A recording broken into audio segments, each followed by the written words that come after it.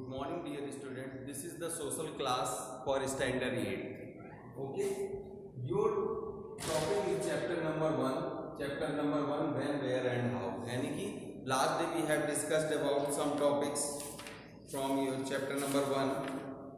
Periodization of history हमने आपको discussion किया था और किस तरह से हिस्ट्री को 3 एंशिएंट, मेडिवल और मॉडर्न 3 कैटेगरी में डिवाइड किया गया है और हम लोग 8th स्टैंडर्ड में मॉडर्न हिस्ट्री पढ़ते हैं। ठीक। दूसरा, an overview of the modern period in India.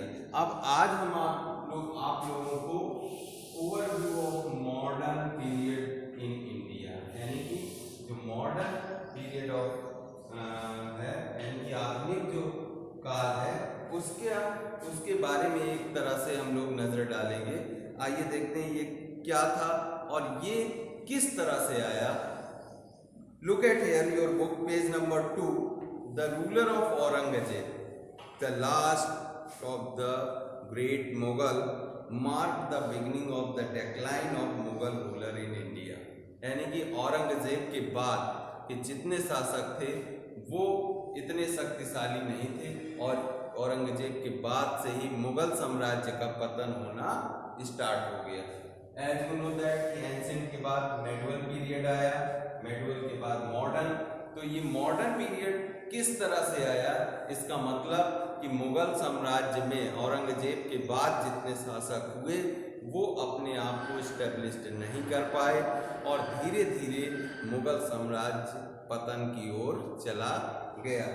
Look at here, by the beginning of the 18th century, यानी कि 18वीं शताब्दी की शुरुआत में, right, several independent regional kingdom had come up. कई तरह के प्रांतीय राज्य जो है उभर कर सामने आए, है ना। जो एक बड़ा साम्राज्य था और जो सम्राट उसको कंट्रोल में करता था तो सब में आपस में फूट पड़ गई और सभी जो है प्रांतीय जो है राज्य जो है उभर कर अपने आप को स्वतंत्र घोषित करके अपनी महत्ता अपने को इस्टेब्लिश करने के लिए सामने उभर कर आए। यानी कि कई छोटे छोटे प्रांतीय राज्यों में बड़ा साम्राज्य बट गया जो मुगल साम्राज्य था। Okay, these regional rulers were engaged in a constant scramble। यहाँ पर एक वर्ड है scramble, SCRAMBLE। स्क्रैम्बल का मतलब होता है विवाद, है ना। और ये अपने आप को स्टेब्लिश्ड करने के लिए लगातार विवादों में, यानी कि लड़ाई झगड़े में लगातार कांस्टेंट लगे हुए थे। एक कि हम बड़े हैं, हमारा इतना और राज्य हमें मिल जाए, इतना हमारे में और मिल जाए।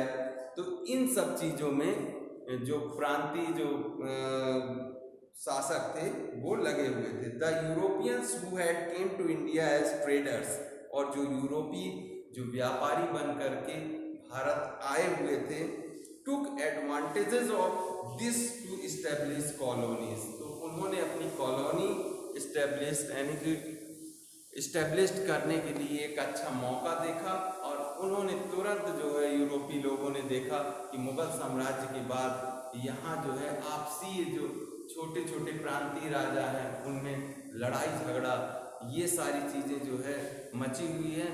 तो यही सुअवसर यूरोपीय कंट्री के जितने भी लोग थे, जितने भी ट्रेडर्स थे, व्यापारी थे, उनको लगा और उन्होंने ये अच्छा मौका देखकर यहाँ पर कॉलोनियाँ स्टैब्लिश्ड करने का निश्चय किया।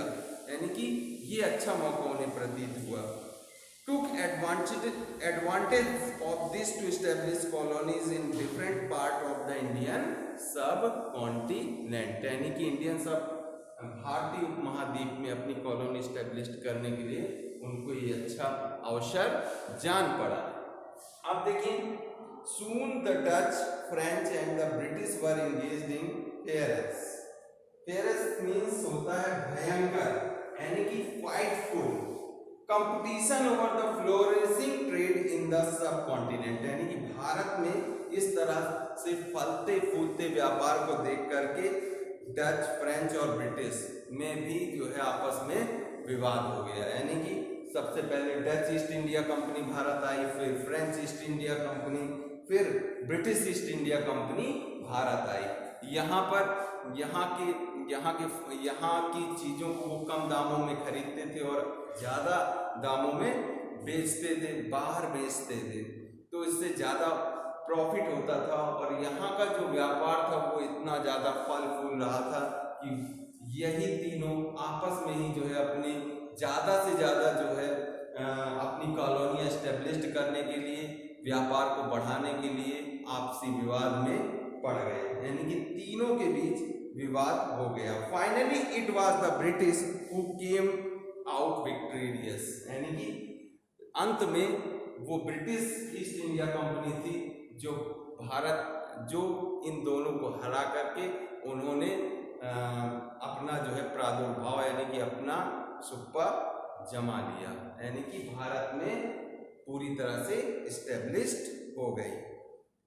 Next, for the next 200 year they ruled over most of the Indian सब कॉन्टिनेंट। अगले 200 सालों तक लगभग उन्होंने भारत पर शासन किया। In the course of this year we will learn about all major events that mark the modern period of Indian history. We will study how the decline of Mughal Empire and the rivalry between the rulers of the various Indian states helped the British gain a foothold in India. Foothold in India यानी कि भारत में पांव जमाने का, है ना, अवसर प्रदान किया। किस तरह से मुगल एम्पायर का पतन हुआ, इसके बारे में हम लोग स्टडी करेंगे मॉडर्न हिस्ट्री में, राइट। और जो प्रांतीय शासक थे उनमें जो है आपसी विवाद क्यों पनपा, ये सारी चीजें हम लोग देखेंगे। Next, about the way in which the British came to power, how they annexed many princely state and form laws and policies of their own. और इसके बारे में भी स्टडी करेंगे कि किस तरह से ब्रिटिशर्स जो है पावर में आए और किस तरह से उन्होंने रूल्स रेगुलेशन बनाए, है ना। प्रिंसली स्टेट्स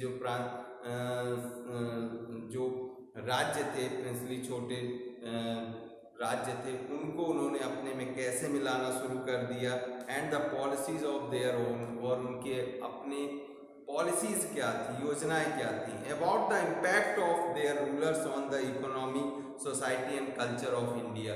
और ब्रिटिशर्स के आने से यहाँ भारत की अर्थव्यवस्था पर, समाज पर और संस्कृति पर क्या प्रभाव पड़ा, इसके बारे में हम लोग सीखेंगे।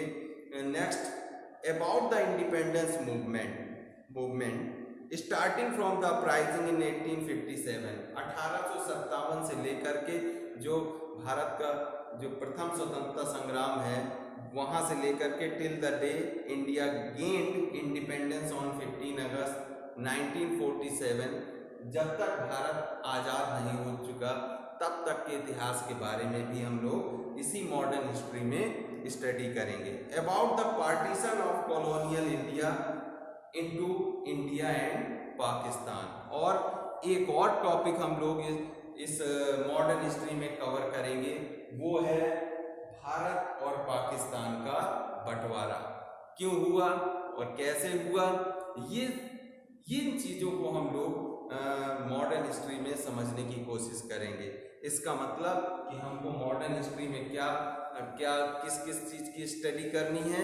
And overview of the modern period in India, हम लोगों को ये देखना है कि मुगल साम्राज्य का पतन कैसे हुआ, प्रांतीय शासकों के बीच विवाद का क्या कारण था, और ब्रिटिश ईस्ट इंडिया कंपनी, है ना, ब्रिटिश ईस्ट इंडिया कंपनी को कैसे अवसर मिला अपने आप को स्टैब्लिश्ड करने के लिए। फिर उन्होंने किस तरह से अपना रूल्स इंडिया में जमाना शुरू कर दिया, कैसे कौन कौन सी पॉलिसीज उन्होंने बनाई।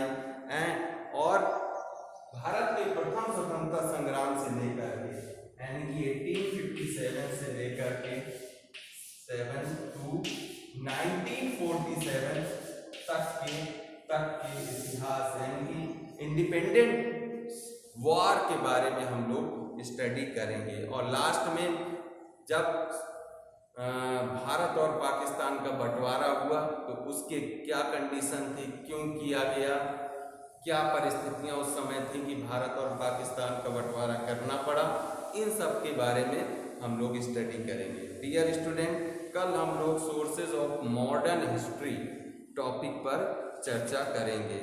Thank you for today's. आज आप लोग ये टॉपिक अच्छे से क्लियर कर लीजिए, क्योंकि अभी मैं जैसे ही ये टॉपिक कंप्लीट होगा, मैं ये चैप्टर कंप्लीट होगा, इसी से रिलेटेड 25 MCQs क्वेश्चंस आपको होमवर्क के लिए दूंगा और उसको आपको करके ग्रुप में भेजना है। इसी तरह के MCQs क्वेश्चंस आपको आने वाले ऑनलाइन एग्जाम में सॉल्व करने पड़ेंगे, तो ये आपकी प्रैक्टिस के लिए भी बेहतर रहेगा। और थैंक यू फॉर टुडेज। कल हम लोग next source of modern history के बारे में, यानी कि मॉडर्न हिस्ट्री को जानने के क्या क्या स्रोत हैं, उसके बारे में हम लोग चर्चा करेंगे। Thanks for today.